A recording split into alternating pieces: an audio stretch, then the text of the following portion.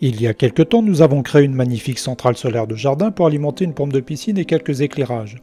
Le challenge était de ne pas dépasser 200 €, ce qui m'a conduit à utiliser des batteries plomb d'occasion et un contrôleur de charge d'entrée de gamme. Beaucoup d'entre vous m'ont alors dit que les batteries plomb n'étaient pas les plus adaptées à cet usage, ce qui est vrai.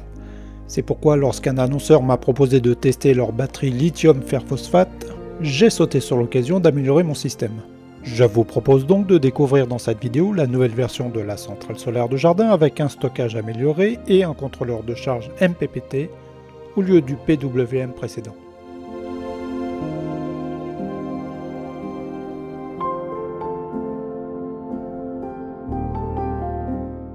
Allez, avant de se lancer dans l'installation, on fait quand même un petit schéma de ce qu'on veut faire. Alors, on va récupérer certains éléments de la première centrale solaire, à savoir les panneaux solaires et l'onduleur.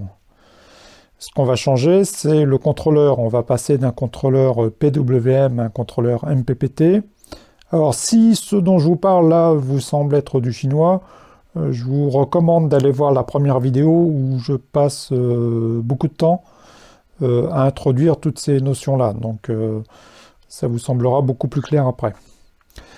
Donc je reprends, contrôleur MPPT, et on va utiliser deux batteries, on a à notre disposition deux batteries lithium fer phosphate, LFP, qui font 12,8 volts de tension et qui peuvent accepter 100 ampères en entrée et qui peuvent sortir 100 ampères également. Pour ce qui est des panneaux solaires, on avait vu la dernière fois qu'ils font 44,8 volts avec une intensité de 5,29 ampères. Ça, c'est ce qu'ils fournissent. Et donc, on déduit tout ça qu'ils ont une puissance crête de 180 watts. Alors, comme ils sont deux, il faut partir sur 360 watts de puissance crête. Alors la puissance crête, c'est pas strictement identique à la puissance maxi, mais en première approximation, ça ira. Alors pour le contrôleur, je vais partir sur la gamme Victron, non pas que je les connaisse particulièrement, mais ça a l'air d'être un acteur assez répandu dans le milieu du solaire, donc partons là-dessus. Et donc ils ont une gamme de contrôleurs MPPT qui commence avec le 7510, qui continue avec le 7515, etc. Le 7510, on voit qu'il supporte une puissance au maximum de 290 watts. Donc ça ne va pas convenir puisque nous on a 2 fois 180, c'est-à-dire 360 à faire passer. Donc il faut passer sur la gamme au-dessus, le 75, sur le modèle au-dessus, le 7515, qui lui supporte 440 watts en 24 volts. Puisque ces contrôleurs peuvent fonctionner en 12, 24, et pour certains, notamment le MPPT 120, lui peut fonctionner en 48 volts. Mais bon, nous, là, on ne pourra pas aller au-delà de 24 volts. L'autre chose à vérifier, c'est qu'il accepte bien la tension de nos panneaux solaires. Et là, c'est bon, puisqu'il accepte jusqu'à 75 volts sur les panneaux solaires, donc on est bon. Alors l'autre information que ça nous donne, c'est que là sur le load, donc en sortie, on va avoir 24 volts et 15 ampères maxi, ce qui donne 360 watts disponibles. Alors là on pourrait se dire, bon, on sort 360 watts ici, l'onduleur accepte 350, avec les pertes on n'aura jamais exactement 360, donc globalement, on va pouvoir brancher notre onduleur sur la sortie load. D'autant que l'onduleur supporte 24 volts, enfin peut fonctionner en 24 volts, donc ça va bien. Le problème de ça, c'est que d'une part, dans la documentation du Victron, ils disent qu'il ne faut pas faire ça, et que d'autre part, ça serait un petit peu dommage d'avoir une telle limitation à 360 watts, alors que nos batteries peuvent cracher 12,8 volts sous 100 ampères, c'est-à-dire 1280 watts, pour une seule batterie. Je vous rappelle qu'il y en a deux. Donc c'est un petit peu dommage d'aller brancher notre onduleur directement sur le load. Alors maintenant, si on branche directement l'onduleur sur les batteries, 24 volts, ça va fonctionner. Le problème d'une part, c'est que faut faire attention parce que si on a un consommateur qui tire plus que 350 watts, eh ben, c'est pas les batteries qui vont lâcher, c'est l'onduleur qui va griller avant. Alors là, il y a un fusible qui protège l'onduleur, donc ça n'arrivera pas, c'est le fusible qui va sauter. L'autre souci qu'on va avoir, c'est qu'on peut avoir un consommateur, je sais pas, une lumière qui reste allumée par exemple, qui va vider constamment la batterie. Et là, on perd le bénéfice du contrôleur qui surveille la charge des batteries et coupe le load si nécessaire. Donc là, on va pouvoir complètement vider les batteries. Alors, pas vraiment, parce qu'il y a quand même le BMS des batteries qui protège les batteries et qui va sûrement arrêter avant, mais c'est quand même pas top. Alors, une solution élégante pour faire ça, c'est de dire que oui, on va connecter notre onduleur sur les batteries, mais pas en direct. On va passer par un relais qui va être commandé par la sortie load. Comme ça, on a le meilleur des deux mondes. On a l'onduleur qui a un accès direct à travers le circuit de puissance à toute la puissance de la batterie. Mais on a quand même le contrôle du contrôleur MPPT, justement, qui peut couper cette alimentation de l'onduleur s'il juge que les batteries sont trop déchargées. Et l'avantage de ce schéma-là, c'est que le jour où on veut exploiter plus de puissance des batteries, bah, il suffit de changer l'onduleur et le relais, ou alors même de mettre plusieurs onduleurs qui sont branchés sur les batteries. Alors, il faut choisir un relais, évidemment, qui supporte de fonctionner en 24 volts, et qui supporte à minima 15 ampères de façon à atteindre la puissance de l'onduleur. Bon, bah voilà, on a les idées plus claires. Allez, je vais mettre un petit R là pour qu'on se souvienne. Relais. Bon, bah reste plus qu'à construire ça.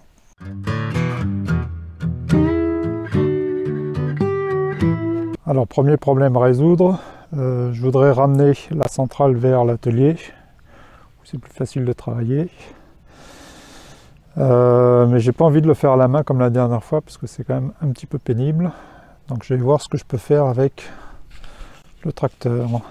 Bon allez, je le passe en mode transport.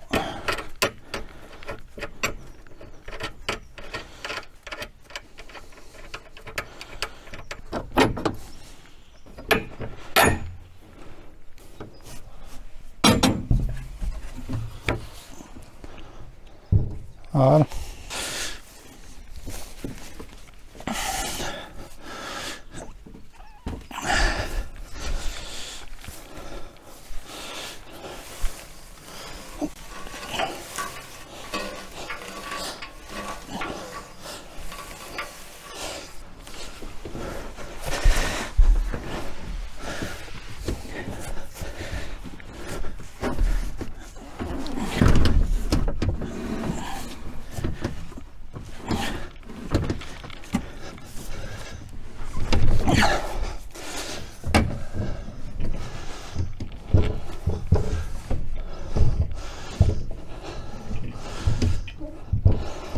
Bon, c'est sûr que ça aurait été plus pratique avec mon porte-palette, mais il est occupé.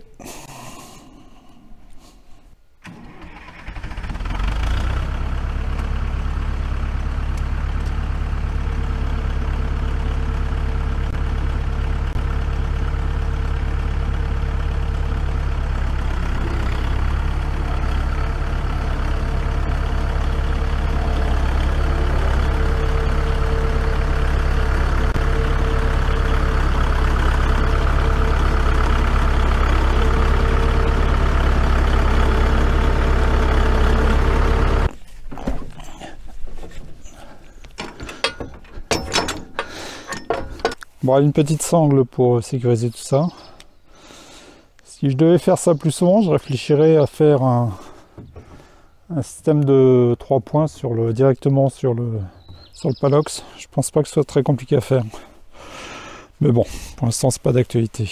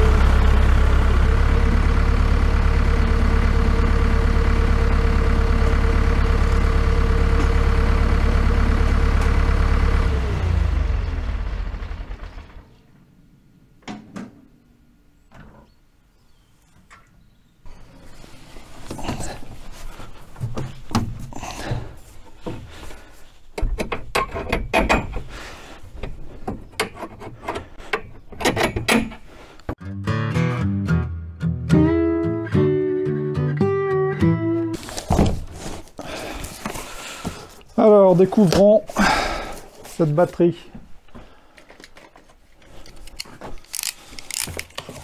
Cette batterie, Lyon, fer, phosphate, LFP pour les intimes.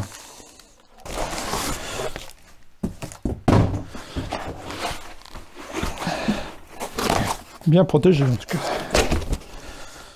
Voilà. Alors il y a un petit manuel qui est fourni avec une partie français qui n'a pas l'air bien explicite, à part tous les mises en garde. Il n'y a pas vraiment de données techniques sérieuses. Bon, je vais regarder ça en détail. La connectique, c'est pas mal, à la différence des batteries plomb, on est sur de la connectique un peu plus sérieuse. C'est aussi bien. Alors, comme vous le découvrez sous vos yeux ébahis, c'est une batterie qui fait 2,8 volts, 100 ampères-heure. Donc, si on multiplie, ça fait 1280 Wh. Ça correspond au fonctionnement d'un radiateur pendant 1 heure à peu près. Bon, est-ce qu'elle est chargée? On va déjà vérifier la tension. 12,79. Donc ça a l'air d'être bon. Si je fais ça, ça fait quoi? Oh oh, 76%, 12,8 volts. Je vous mets en description un lien vers la page donnant les caractéristiques techniques de cette batterie. Attention, les batteries que j'ai reçues sont de l'ancienne génération. Les nouvelles ont été modifiées sur 3 points. Le premier est qu'il n'y a plus d'écran car les informations présentées n'étaient pas assez fiables, ce que j'ai pu effectivement constater par moment. Deuxième point, les nouvelles batteries sont passées de 8 cellules 3,2 volts 50 ampères-heure à 4 cellules 3,2 volts 100 ampères-heure. Cela réduit les problèmes d'équilibrage, la résistance interne et le poids. On gagne ainsi 1 kg par batterie. Troisième point, les nouvelles batteries utilisent une connectique soudée plutôt que vissée. Là encore, ça réduit la résistance interne et augmente la durée de vie. Qu'il soit bien clair que je suis à ce stade totalement incapable de donner un avis objectif sur la qualité de ces batteries. Certes, elles semblent fonctionner comme attendu, mais il faudrait faire des tests sur des milliers de cycles de charge-décharge avant de pouvoir être catégorique. Mon rôle se limite donc ici à vous présenter une option. Charge à vous de décider si elle peut être adaptée à votre projet.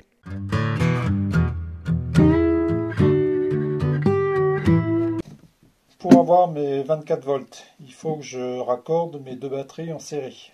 Donc il faut que je joigne le moins et le plus là. Donc la question c'est quel fil utiliser pour faire ça. Alors selon la doc, ces batteries là nous sortent au maximum 100 ampères de courant. Donc je vais considérer qu'on ne peut pas avoir plus de 100 ampères entre les deux batteries, et même en général beaucoup moins. Mais bref, prenons le pire cas, 100 ampères. 100 ampères en 24 volts, il faut, selon les ABAC, du 4 mm². Et là, j'ai récupéré du 10 AWG de l'ancien système avec les batteries plomb. 10 AWG, c'est une norme américaine et ça fait plus de 5 mm² de section. Donc avec ça, je suis bon. Alors j'ai trouvé ces cosses-là qui ont l'avantage de bien rentrer sur les vis fournies avec les batteries pour faire les connexions et qui supportent jusqu'à 6 mm² de fil. Donc avec notre 10 AWG, on est bon. Bon, bien sûr, je vous mets un lien en description sur ce produit-là, comme tout le reste du matériel d'ailleurs. Ça, c'est de la graisse pour les batteries, pour améliorer le contact, éviter l'oxydation.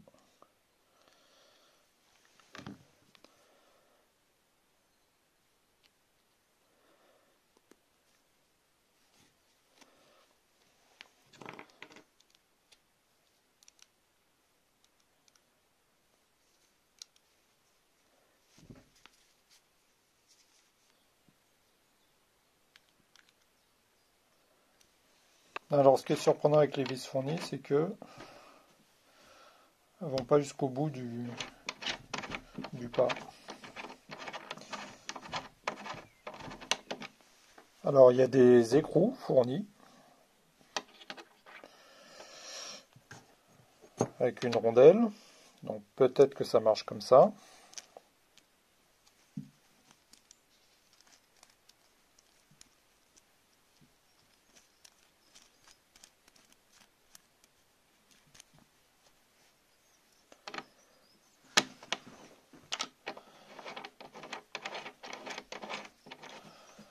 Ouais.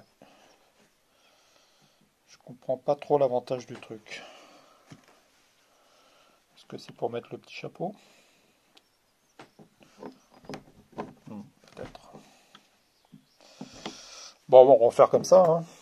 Donc je mets... Est-ce que je la mets comme... Ouais, je vais la mettre comme ça. Ouais.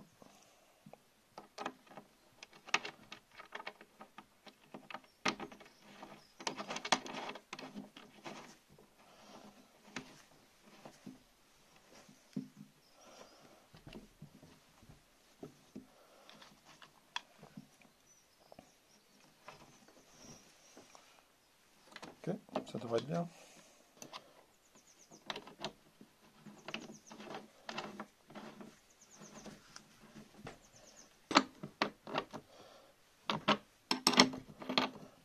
Ok.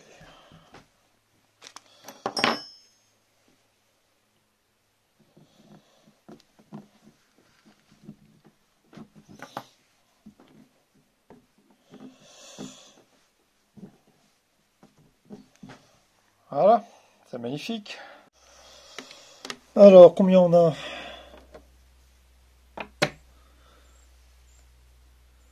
25,63. Ok. Et là, qu'est-ce qu'ils disent? 12,8, 75. D'accord, donc là, ça change pas. Très bien.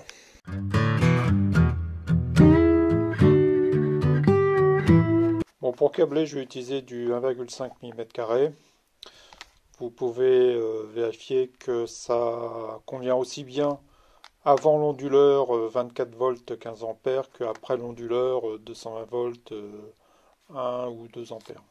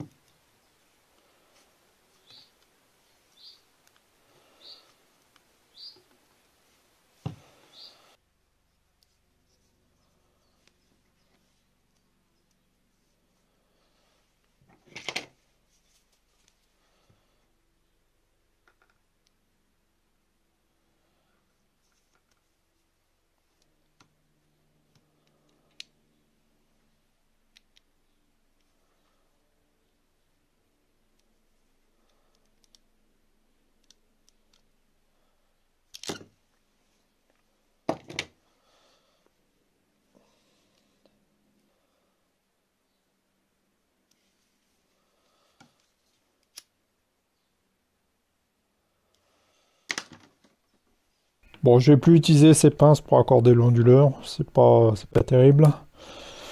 Je vais mettre des vrais connecteurs.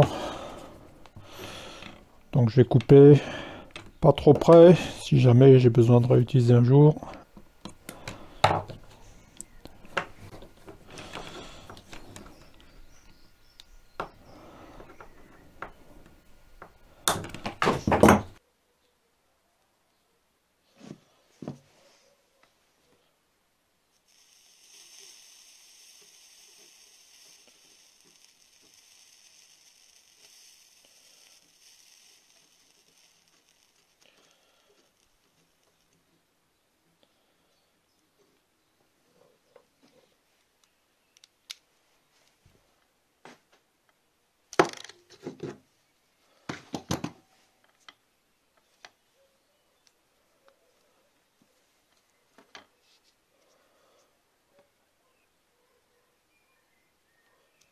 Bon, on va faire un premier test qui est de raccorder directement les batteries à l'onduleur.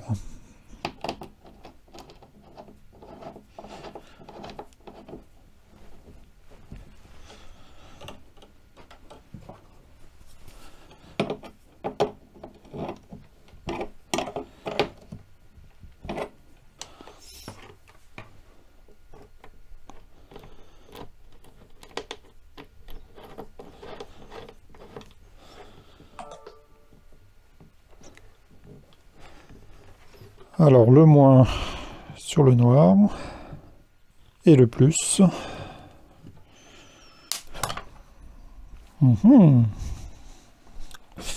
Qu'est-ce que j'ai cassé? Bon, 25 volts. Donc là, tout est OK. Qu'est-ce qui va pas? Bon, je retente.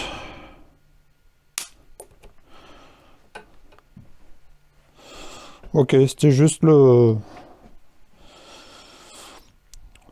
contact à mettre.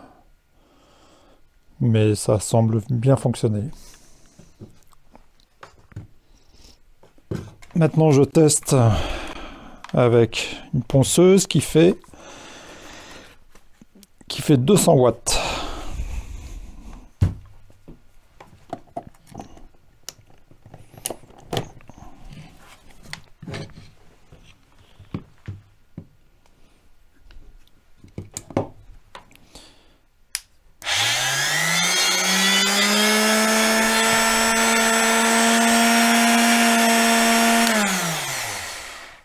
OK.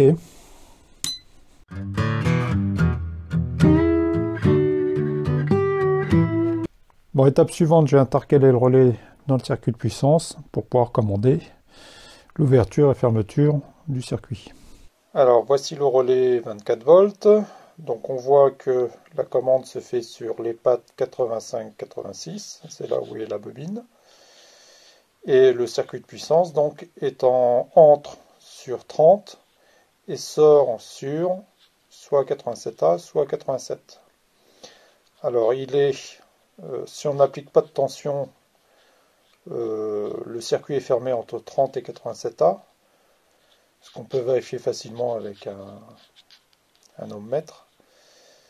Et si on applique 24 volts, donc entre 85 et 86, eh bien on ferme le circuit entre 30 et 87. Alors évidemment, on retrouve les pattes numérotées derrière, vous voyez, les numéros apparaissent. Bon, ce qu'on peut tester tout de suite, c'est est-ce qu'on entend bien le relais se fermer quand on applique 25 volts aux pattes.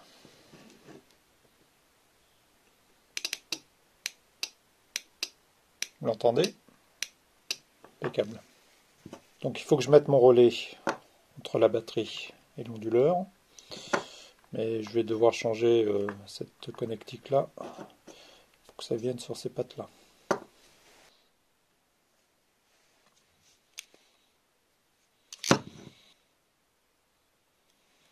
Bon, bah maintenant on peut brancher le relais sur le circuit de puissance. Donc on entre en 30. Voilà, et on sort en 87.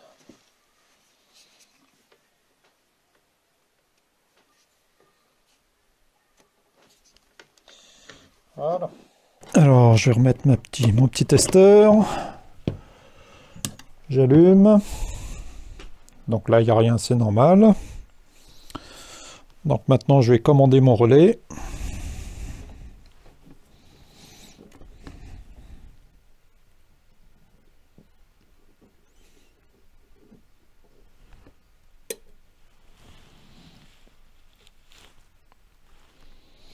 Bon, il y a un petit temps de latence, hein, mais ça fonctionne.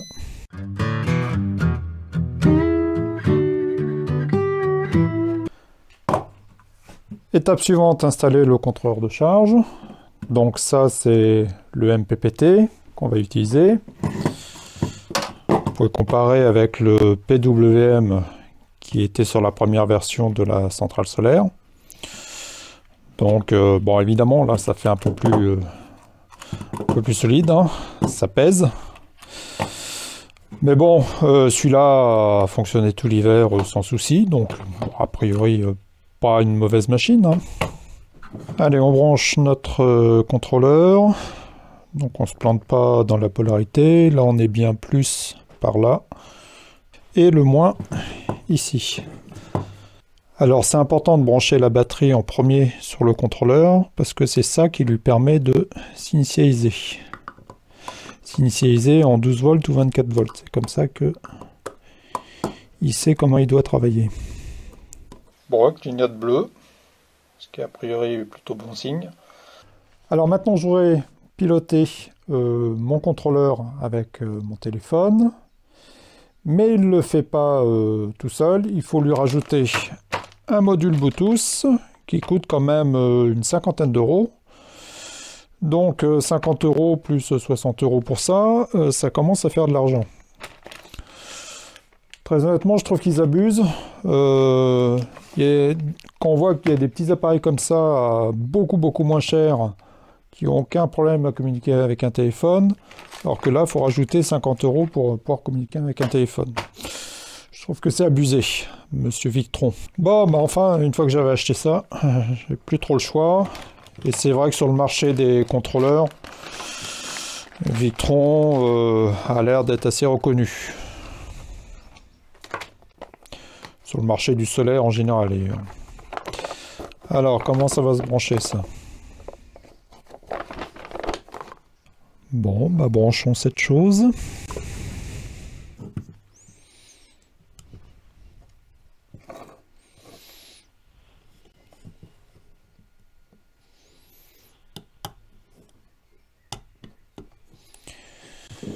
Ok, ça clignote.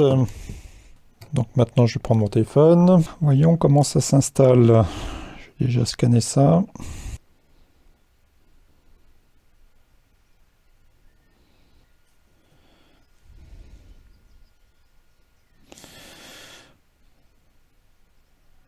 Ok, c'est bien ça.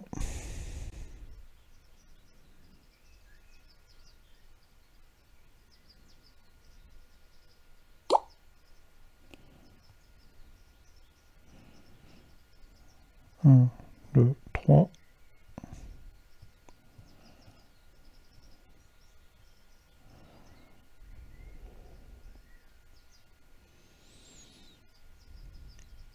Ok, donc là, mise à jour.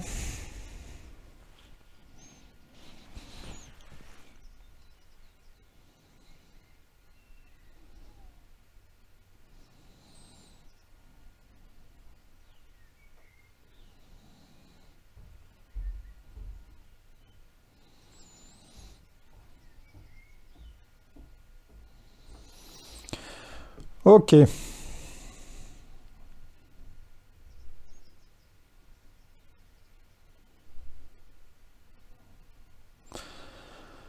Alors, qu'est-ce qu'il nous dit? Solaire, oui, il n'y a rien, donc c'est normal. Bon,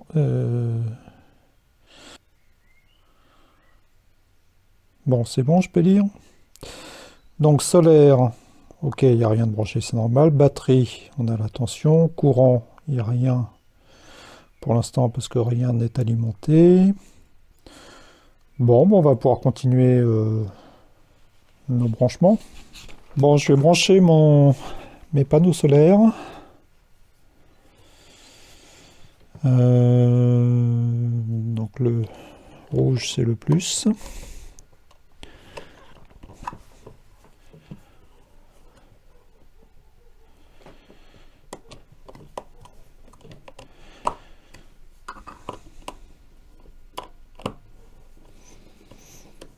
Bon, maintenant je vais câbler mon circuit de commande du relais. Donc je vais me prendre sur le load là. Donc moins.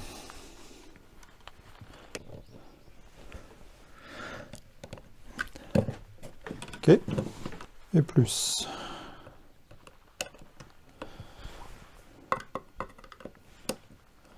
Alors, ce que je ne sais pas, c'est si le sens de branchement est important sur un relais. Bon, on va voir. Alors là, je vais mettre le moins sur... Je vais mettre moins sur 85.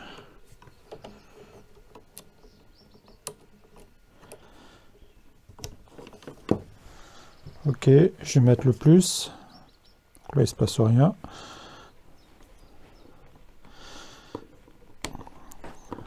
Alors, ce que je voudrais voir maintenant, c'est si j'arrive à l'actionner avec le téléphone.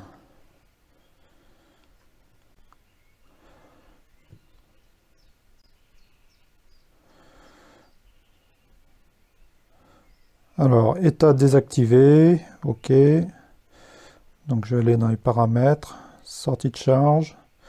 Donc là, c'est toujours éteint. Maintenant, si je mets toujours allumé. OK.